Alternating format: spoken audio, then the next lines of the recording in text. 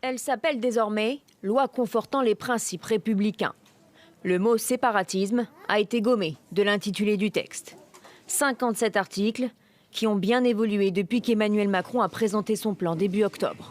Entre-temps, 3 attentats islamistes ont frappé le pays. Comme mesure phare tout d'abord, la lutte contre la haine en ligne avec la création d'un nouveau délit, mise en danger de la vie d'autrui par diffusion d'informations privées. Je vais donner un exemple. Je poste sur les réseaux sociaux. Je me suis fait contrôler par un keuf ce matin. Sa fille est à l'école Paul Éluard de telle ville. Ça devient une infraction. Et ça n'existait pas. C'est ce qui était arrivé à Samuel Paty, dont le nom et l'adresse du collège avaient été publiés sur Facebook. Ce nouveau délit sera passible de 3 ans d'emprisonnement et de 45 000 € d'amende. Le texte prévoit aussi de condamner l'intimidation des services publics. Là encore, un nouveau délit est créé pour ceux qui s'en prennent à un agent pour motif religieux ou conviction idéologique.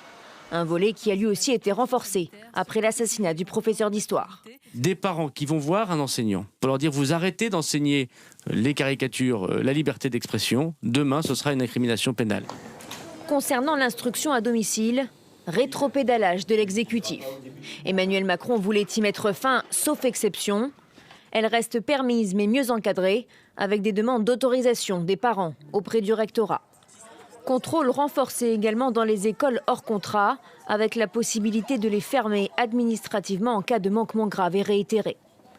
Les lieux de culte musulmans devront être plus transparents sur le plan comptable et financier. Les dons étrangers de plus de 10 000 € notamment seront soumis à un régime déclaratif de ressources.